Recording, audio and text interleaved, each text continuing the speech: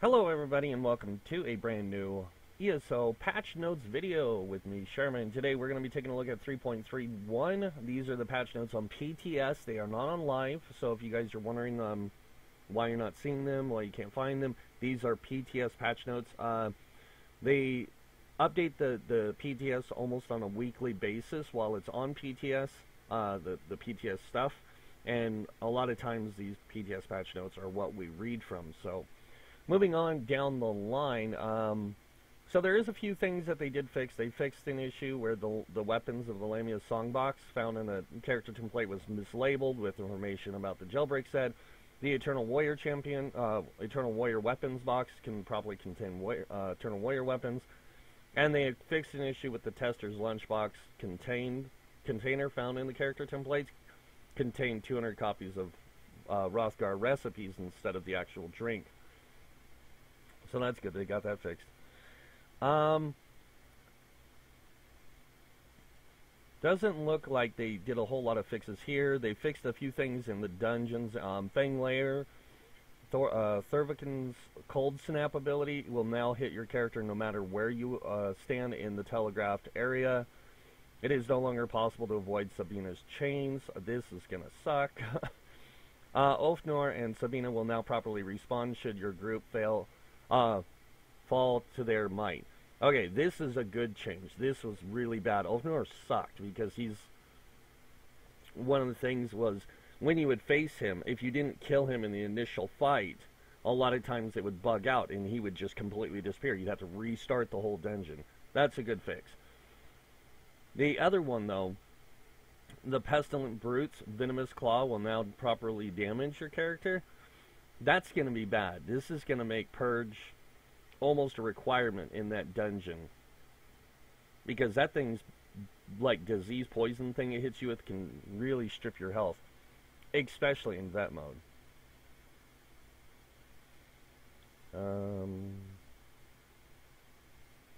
See, they fixed the Destruction Staff, Elemental Storm. They reduced the radius of this ability in S'mores to 8 meters from 10. This might help for the Cyrodiil issues, but it's not going to stop the overpoweredness of it. It's not. It's nice that it's a smaller radius because it makes it easier to get out of. Fixed an issue where some abilities such as Volatile Armor, Lacerate, and its morphs, or the Twin Sisters item set, were still replacing the old area of effect cap at 6 targets. This is actually really good because there's a really good combo you can use with Twin Sisters and one of the new gear sets that increases the damage of bleed by 20%, but this is more of for like tank stuff than like an off tank setup than it is for a main tank, and that really plays on it right there. So that's a good fix. The Lacerate fix, I didn't notice that problem where it was only affecting 6. And Volatile Armor, I think I'm the only one who really runs it. And that's if I'm playing a DPS character and I need the extra resistances. See, Ardent Flame Dragonite Standard fixed an issue where this ability in Source cannot be displayed by Negate Magic or the Earth Gore item set. Why would it work? Okay. Ash Cloud, they fixed an ability in S'mores so it expired too early, causing you to lose the final tick of damage. That's good. Might actually help bring up the DK DPS a little bit. Magic at DK DPS. Dodge the Morph. Ajax Spears, Shards, fixed an issue where this ability in S'mores. Okay. This is one that I did notice from a while back that Healing Word wasn't applying a heal when it would expire. They fixed it last update, not just this update. So Caltrops fixed an issue where the visual effects of this ability in S'mores remain after the ability can be dispelled. Okay. So they fixed an issue where champion abilities that reduce the cost of core mechanics, block, sprint, and stuff were still working in non-champion. Okay, that's just PvP stuff.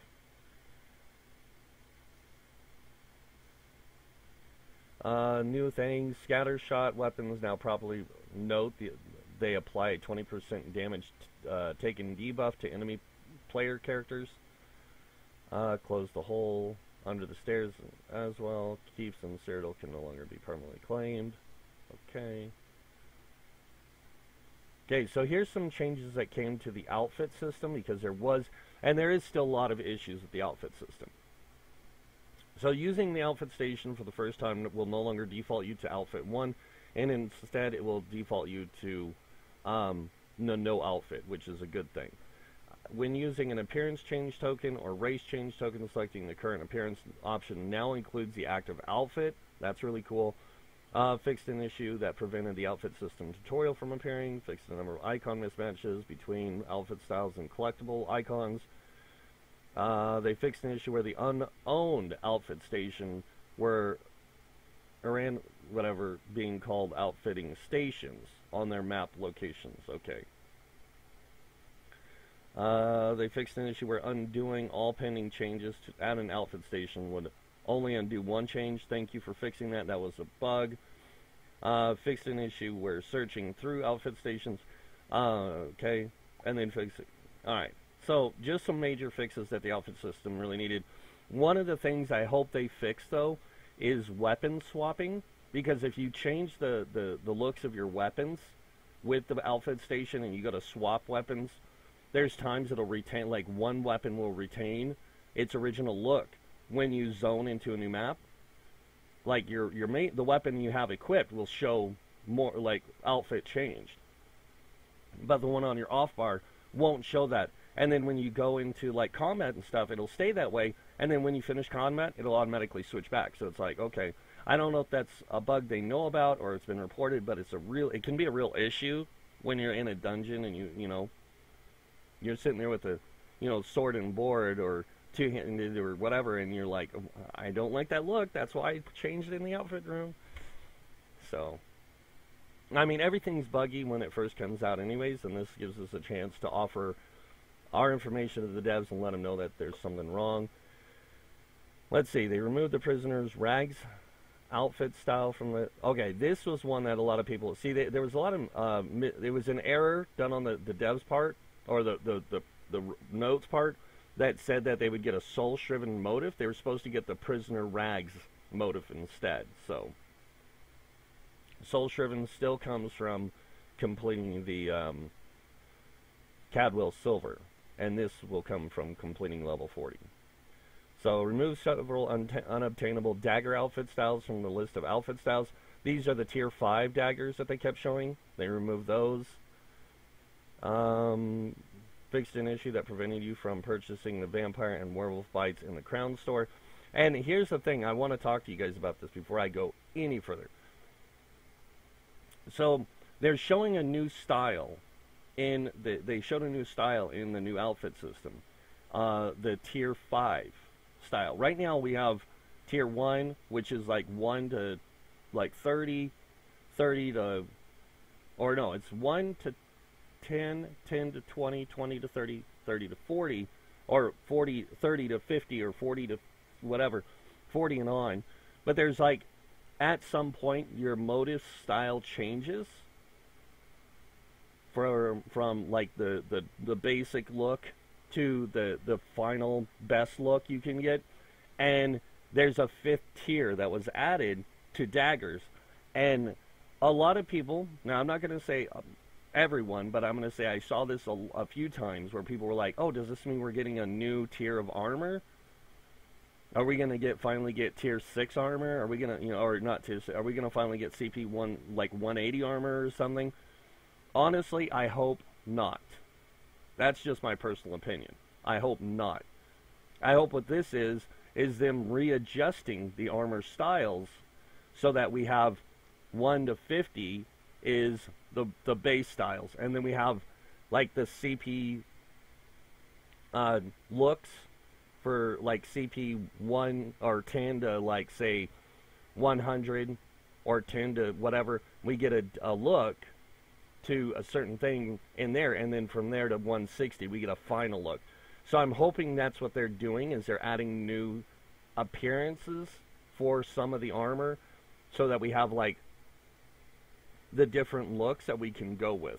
That's all I'm hoping. I'm hoping this doesn't add a new tier of armor. They also fixed an issue that prevented you from purchasing the vampire and werewolf bites in the crown store. That's pretty cool.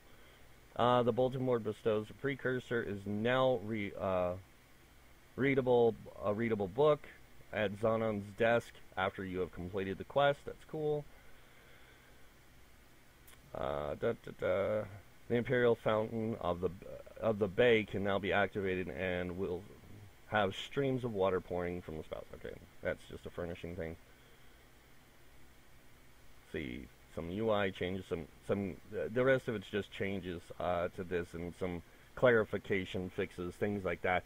Not a whole lot in this patch notes. Now, there was mention of a combat balance coming in soon by the devs a while back, and that's what a lot of us have been waiting for, is to see what this new combat balance is that they're going to do to the game.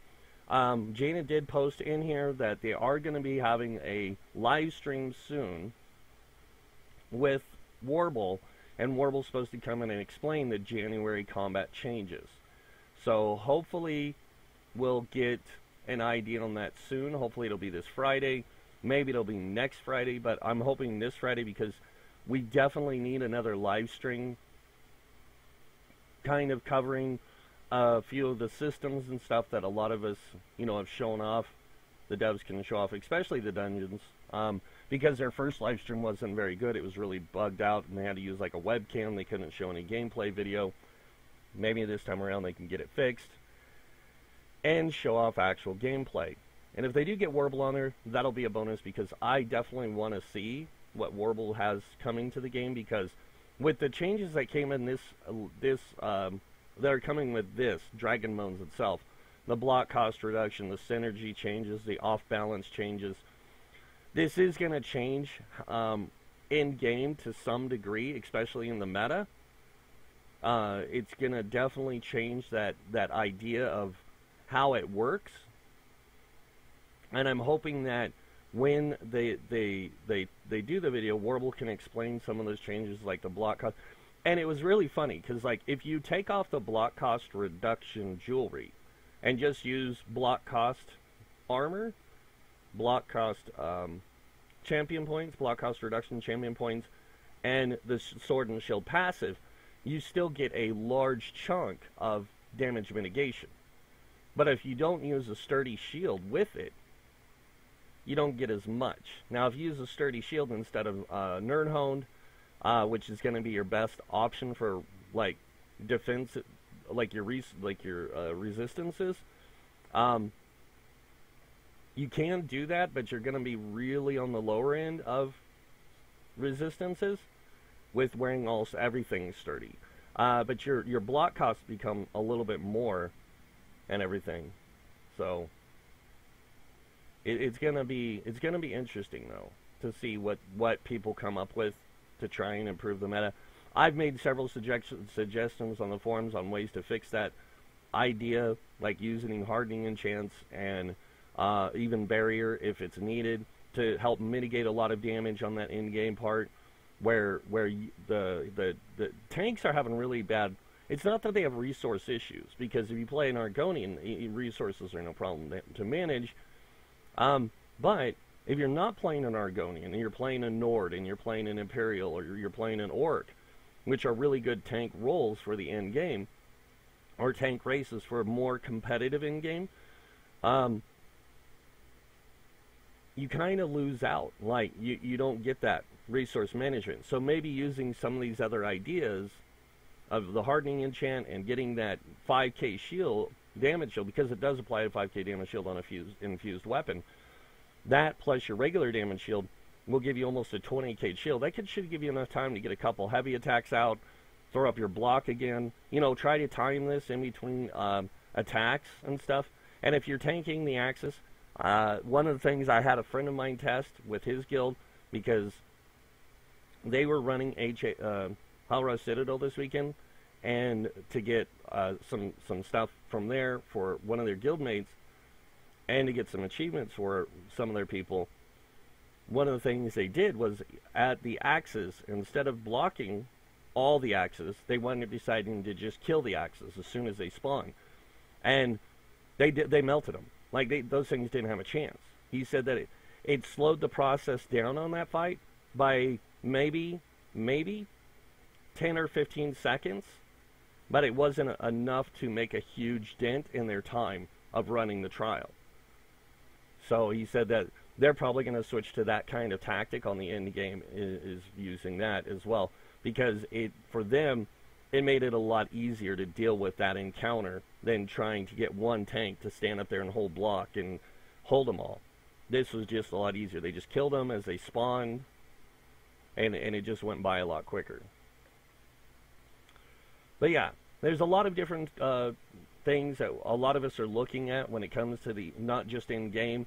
I myself personally am looking at offering and bringing up some new build ideas for the end game, not just for dungeons, but also for trials, for those wanting to get into trials and play trials with other classes besides the DK. I am going to be coming out with a DK option and options for the other classes, and they're all going to be different. You know, they're not all going to be wearing the same gear sets, because one of the things I have found is that some builds work better in some gear sets over others. It's not that they don't work, it's just they work better in others. And I just want to create more variety at the end game, show people that this stuff is, you know, does work, it can work and all that. So, yeah. But yeah, keep up the good work, devs, you know, keep trying to make the game better. I know that, I know a few people that want more things like armor stands to put in their house so they can switch out, like they can put their armor on and show it off. I know a lot of people want weapon racks to put their weapons on, especially if they have something that they really like and they like the appearance of. They can put it up on a weapon rack and be like, you know, I got this from blah, blah, blah. It's more of a sandbox element that a lot of people are looking for. And I really do hope the devs start listening to the community when it comes to things like that, because just adding the storage itself really helps. But a lot of people wanted more than that. They wanted the idea to show off their armor looks, to show off their weapons, and to show off their, you know, the things that some of us consider trophies. And I agree, it'd be really cool to have those kind of things. Besides the trophies of monster heads and things like that, some people want trophies, like the idea of like placing a weapon on their table, or the idea of placing their armor on their bed, like you could in other Elder Scrolls games. That's what a lot of people have been looking for, is this way to like decorate their houses to make it look like it's being lived in, kind of thing. It's an RP thing, but more than that, it's just a personal thing that a lot of people liked about Elder Scrolls. And I think that's one element that they really need to look at when it comes to the next update, maybe adding some more options to the housing where people can do things like that. Another thing I would love to see them do is I would love to see them add another target skeleton, but this one more of a raid type skeleton, like much more than 12k health, like 35k health. So that way you can go in there with your guild, with 12 of your guildmates. You guys can work on your ability to keep and maintain stuff on it. 6 million's easy to maintain on. A lot of people have already proven that. But the bigger bosses, this way they got to work as a team. You know, like they can practice on these test skeletons that have, you know, that. And it just gives them a way to work together better as a team, work on organization, things like that. Because, yes, you can use the skeleton to practice your own rotation and everything like that, but there's nothing there for people to practice like an in-boss encounter group function. And this might be a good way for them to add that kind of a thing to the game so people can work on that, like making sure they keep their uptime of Crusher and all this kind of stuff, so they can manage that stuff and they can see it visually. You know, say, hey, okay, you know, we need one more uptime of Warhorn here, kind of thing. Oh, hey, can you make sure that Crusher's applied at this burn phase more efficiently? Things like that. They can work together as a team to try and improve their group's their group playing together. This way they can also train other people in the idea, and just the idea, and then take them through trials and say, okay, you guys remember what we did on that skeleton? That was just a way for us to practice working together. Now now it's time for the real thing, and it's going to be a lot more different because now we're in the actual environment. But it does help. It does kind of help, teach people how to work together as a team, especially when you're trying to kill a boss and you're trying to use certain abilities to make sure those things are applied and certain things are being done, that kind of stuff. That's all I'm looking at. But yeah, there's a lot of things I'd love to see done, and these PTS patches are a way for us to get our word to the devs and let them know, hey, we'd like to see some, we'd like to see these changes, we'd like to see these changes, we'd like to see this. We can do that here, and most likely we hope that they see them. So, but yeah, that's pretty much it. If you guys like this video, go ahead and hit the like button. If you guys want to see more videos by me, you can hit the subscribe button. Other than that, that's it for this video. Thanks for watching. Until next time, have a wonderful day, and this guy might see you in game. Bye.